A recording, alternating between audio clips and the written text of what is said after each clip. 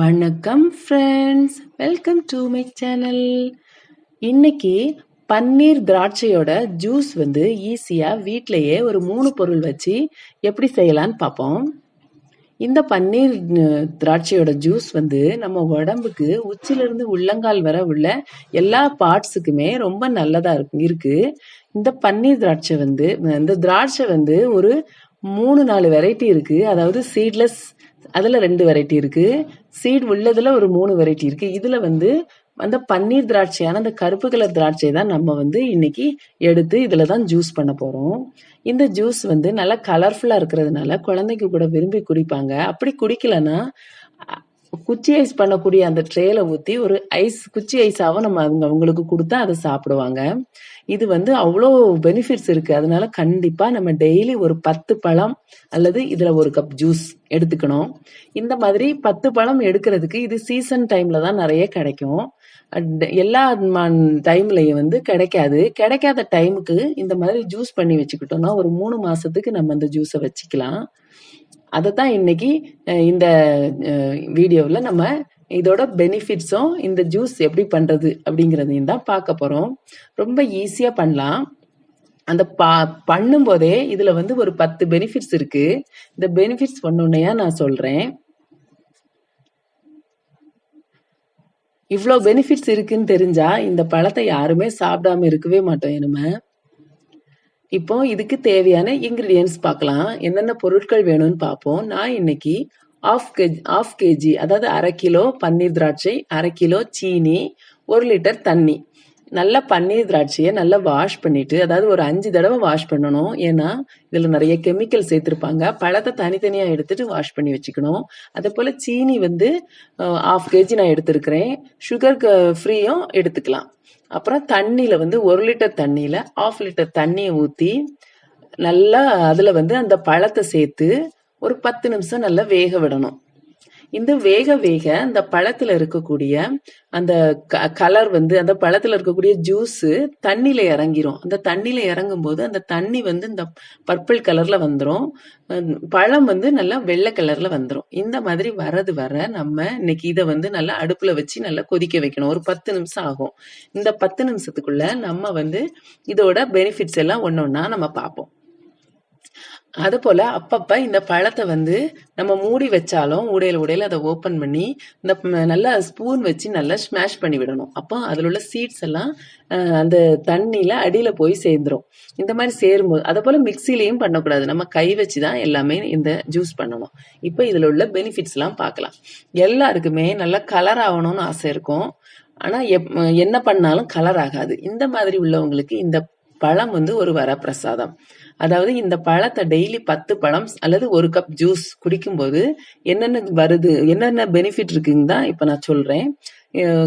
Skin ரொம்ப பளபளப்பா மாறுது. அதே போல ரொம்ப ஃபிளெக்சிபிலிட்டி வர்றதுனால நம்ம இது 30 வயசுக்கு மேல உள்ள அந்த தோல் சுருக்கங்கள், அதாவது ஆன்டி ஏஜிங் எதுவுமே நமக்கு வராது. நல்லா பளபளப்பா இருக்கும். கரும்புள்ளி கருந்தீட்டு எதுவுமே வராது. அதே போல இதை நல்ல ஃபேஸ் பேக் ஆக்கி நம்ம ஃபேஸுக்கு போடும்போது அந்த டர்ன் எல்லாம் போயிடும். ரெண்டாவது நம்ம சுகர் பேஷண்ட்ஸ்க்கு பிளட்ல சுகரோட லெவல் கண்ட்ரோல் பண்ணுது. மூணாவது இதுல ஆன்டி ஆக்சிடென்ட் இருக்கிறதுனால இந்த நமக்கு நரம்பு மண்டலத்தை ரொம்ப நல்லா பூஸ்ட் பண்ணி நமக்கு ஸ்ட்ரெஸ் வரவிடாம காத்துக்குது. நாலாவது இதுல நிறைய ஃபைபர் கண்டென்ட் இருக்கிறதுனால மலச்சிக்கல் வராது. மலச்சிக்கல் வராம இருந்தாலே நம்ம உடம்பு எந்த சிக்கலுக்குள்ளயும் போகாது. அஞ்சாவது இதுல வாட்டர் கண்டென்ட் அதிகமா இருக்கிறதுனால கிட்னிக்கு ரொம்ப நல்லது. ஆறாவது இது கண்ணுல உள்ள பிரச்சனைகள் எல்லாம் போக்குது. அதனால இதை டெய்லி எடுத்துக்கிறது ரொம்ப நல்லது. ஏன்னா இப்போ உள்ள காலகட்டத்துல எல்லாருமே குழந்தைங்கள்ல இருந்து பெரியவங்க வர கம்ப்யூட்டர் பாக்குறது, மொபைல் பாக்குறது அதிகமாயிடுச்சு. அதனால இந்த கண்ணுக்கு இது ரொம்ப நல்ல பெனிஃபிட் கொடுக்கும். ஆறாவது ஹீட் பாடிக்காரங்க இதை யூஸ் பண்ணும்போது அவங்களுக்கு பாடியில் உள்ள ஹீட்டை சமநிலை பண்ணி கொடுக்குது. ஏழாவது இதை முடிஞ்ச அளவு சீடோட சாப்பிடணும். சீடோட சாப்பிட்டா அதில் இருக்கக்கூடிய எல்லா விதமான கேன்சர் செல்ஸையும் அழிக்குது. 8வது வந்து இந்த சீட்ஸ் சாப்பிடாதவங்க வந்து அதை சீடெல்லாம் எடுத்து வச்சுட்டு மிக்சியில் போட்டு நல்லா பொடி பண்ணி தலையில் அப்ளை பண்ணால் அதில் இருக்க லிவோலியக் ஆசிட் வந்து நம்ம தலையில் இருக்கக்கூடிய டேண்ட்ரஃபை போக்குது. நல்ல வேர்க்கால்களில் போய் அதை பூஸ்ட் பண்ணி நல்ல ஹேர் க்ரோ ஆகவே வைக்குது. அதுக்கு பிறகு வந்து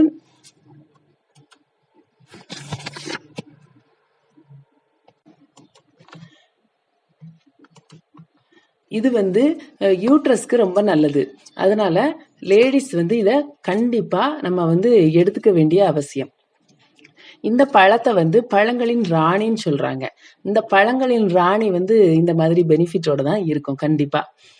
இதை வந்து எல்லாருமே எடுத்து இதோட பெனிஃபிட்ஸ் எல்லாம் நம்ம அனுபவிக்கணும்.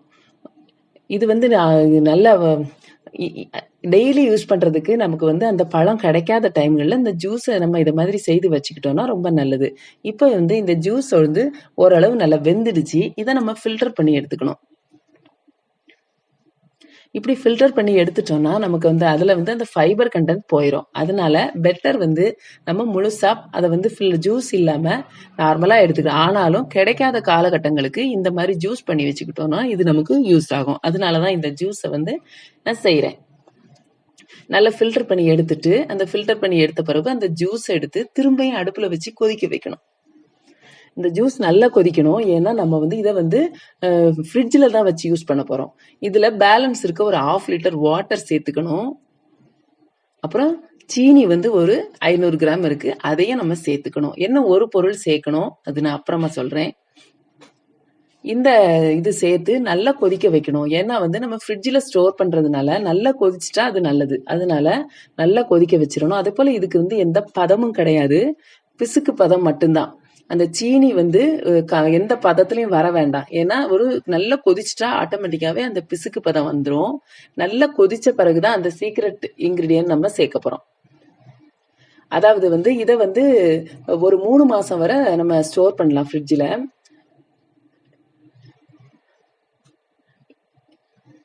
3 மாசம் ஸ்டோர் பண்ணலாம். இப்போ நல்லா கொதிச்சுட்டு இது கொதிச்ச டைம்ல வந்து லெமன் வந்து ஒரு எலுமிச்சம்பழத்தை எடுத்து நல்லா ஜூஸ் பிழிஞ்சிட்டு அதுல சீடெல்லாம் ரிமூவ் பண்ணிட்டு அதை வந்து நம்ம இதுல சேர்க்கிறோம். இது ஏன் சேர்க்கிறோம்னா அந்த சீனி வந்து கிறிஸ்டலைஸ்ட் ஆகாது. கிறிஸ்டலைஸ்ட் ஆகாம இருக்கணும். ஏன்னா அப்பதான் நமக்கு வந்து யூஸ் பண்ணும்போது நல்லா இருக்கும். 2வது வந்து இதுக்கு வந்து கொஞ்சம் புளிப்புக்காக லெமன் அது சிட்ரிக் ஆசிட் கிறிஸ்டல்ஸ் போடுவாங்க. நான் வந்து இதை சேர்க்கிறேன். இது வந்து நேச்சுரலா இருக்குங்கிறதுக்காக. அது போல நம்ம வந்து இதுக்கு எந்த ப்ரிசர்வேட்டிவ்ஸும் சேர்க்கல. இப்போ வந்து கப்பில் எப்படி மிக்ஸ் பண்றதுங்கிறத பார்ப்போம். கப்பில் ஒரு 1/4 கப் இந்த சிரப் எடுத்துட்டு நான் இன்னைக்கு வந்து இதை சூடாவே ஊத்துறேன். நீங்க நார்மலா செய்யும் போது அதை ஃப்ரிட்ஜில் வச்சுட்டு நீங்க கூலிங்கா யூஸ் பண்ணலாம். அதுல வேண்டிய ஐஸ் கியூப்ஸ் போட்டுக்கிறேன். இது வந்து ஆப்ஷனல், வேணும்னா சேர்த்துக்கலாம், வேண்டாம்னா விட்டுடலாம். அப்புறம் பேலன்ஸ் கப் ஃபுல்லாகவே தண்ணி ஊற்றிக்கிறோம். எப்பவுமே எந்த கப்பில் எடுக்கிறோமோ அந்த கப்பு 1/4 கப்பு இந்த சிரப் போட்டு பேலன்ஸுக்கு தண்ணியும் ஐஸ் கியூபும் போட்டுக்கலாம். இப்போ இது வந்து குடிக்கிறதுக்கு ரெடி ஆயிடுச்சு. இதை கண்டிப்பா செய்து பார்த்து யூஸ் பண்ணி பாருங்க, ரொம்ப நல்லா இருக்கும். இதுக்கு நோ ப்ரிசர்வேட்டிவ்ஸ். கண்டிப்பா செய்து பாருங்க. இந்த வீடியோ பிடிச்சிருந்தா சப்ஸ்கிரைப் பண்ணுங்க. Thank you friends.